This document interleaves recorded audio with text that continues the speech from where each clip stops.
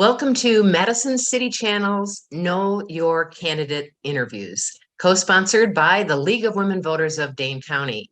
I'm your interviewer, Joy Cardine, and I would like to introduce Barbara Harrington-McKinney, who is running for Alder in District 20. As we begin, I'd like you to give an opening statement about the educational, the vocational, the civic experience that you have, which qualifies you for this office, and why you're running for Alder. First of all, thank you very much to the League of Women Voters for the opportunity to hear my voice and to know why I am running. I was elected in 2015 as one of the first two African-American women ever elected to the Madison Common Council. I'm running because I feel that there is unfinished business. From 2015 to what we're facing today, I had the opportunity to say that is enough and I'm ready to step aside. But there is unfinished business. It's been challenging these past 2 years on the Madison City Council, and I feel that there is business still to be done. The experience that I've had over the years being on the city council prepares me in a strong position to stand up and speak on behalf of those voices that don't often make it to the table, and also those voices who are loudest as well, and to mesh the combination of those two together so that city government can also hear what the public and the community is saying. And so I am absolutely committed to run and be the voice of the people of District 20. What actions or programs would you support to enhance public safety in Madison? And in particular, what's your position on the use of body cameras by Madison police officers? Thank you for that question. When I ran in 2015, the issue was then body cameras. And I supported body cameras in 2015. And the reason that I supported body cameras in 2015 is that I was on a ride along and I realized that it is so very important for not only the police to be where they need to be, but also there's an accountability. There needs to be what happened. And so many times I have heard when the Tony Robinson shooting happened is that if only we had body-worn cameras to see what had happened between that stairwell. And so I support body-worn cameras. I absolutely support a well-resourced police department. And my track record has demonstrated that every person needs to feel safe in their community, in their neighborhood, and in their homes. And I've supported that throughout my career. And from 2015 to now, that has not changed. The dialogue and conversation has changed to defund the police. That is not correct dialogue because we cannot do it by ourselves. A well-resourced police department, well-resourced community organizations are very, very important, but it must happen together rather than separately. What do you see as the most important environmental issues that the city needs to address, and what will be your priorities for council action on those issues? Another great question. As a alder of the Southwest Side during that tremendous flood, I went into neighborhoods. At that time, I was the alder of District 1 and also the alder in Park Edge, Park Ridge. I went into homes where people showed me where the marks of the water had arisen. I went into homes where all of their possessions were destroyed. In some of my neighborhoods on the Southwest Side and the lower Southwest sides, they did not have the capacity to rebuild and replace. In my homes on the farther Hawks Landing side, they experienced the same danger. And so, but they had the ability to afford to correct that. What we will be looking at is that how are our systems managing and making sure that there is not a recurrence of that again. It is so critically important that we start looking at environment and those issues there. I am also committed to looking at our transportation systems and how we move from place to place. It is a priority that as we develop our transportation system, is it getting to the places and spaces that we need? We look at structural deficits and we talk about not having enough money, but actually we really do need to look at our city and how we spend our money and make sure that we are getting the best for the services that we can afford. What's your position on increasing the pay for alders? I voted against the increase of pay for alders. Not that we don't work very hard, and we do. It is not a 20-hour job, and it is not. It is a public safety.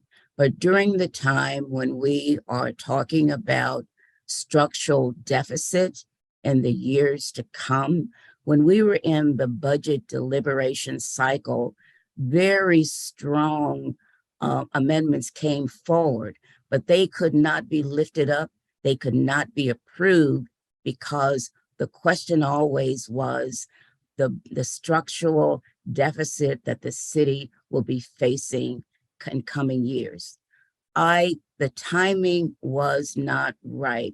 There is no way that I could have voted for an increase in my salary when I was experiencing or talking with individuals who were homeless, were in hotels that cannot even manage the basic necessities of food, housing, and clothing.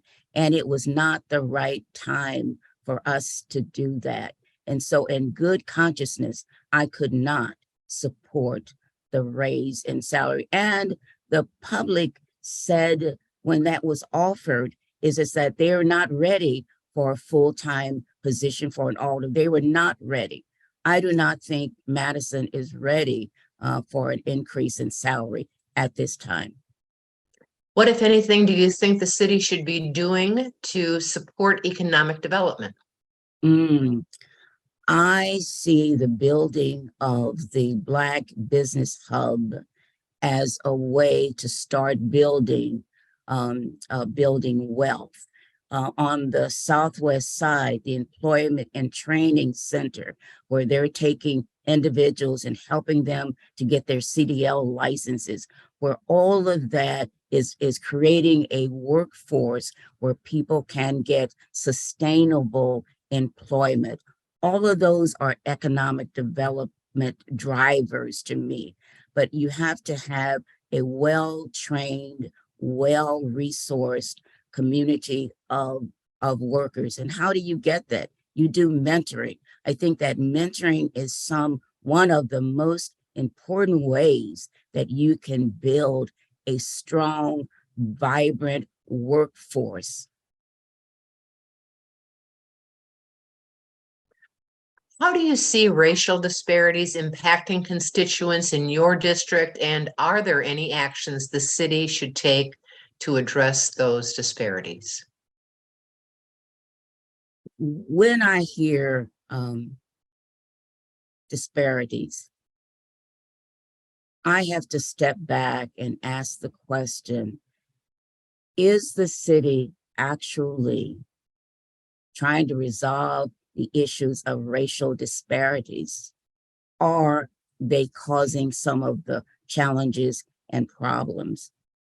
I see oftentimes in nonprofits, especially the nonprofits who specialize in addressing the needs of underrepresented communities, they're being pitted against each other to receive the dollar. I think that the city has a responsibility of not just giving money, but to make sure they're providing the educational resources and support so that these businesses can be successful.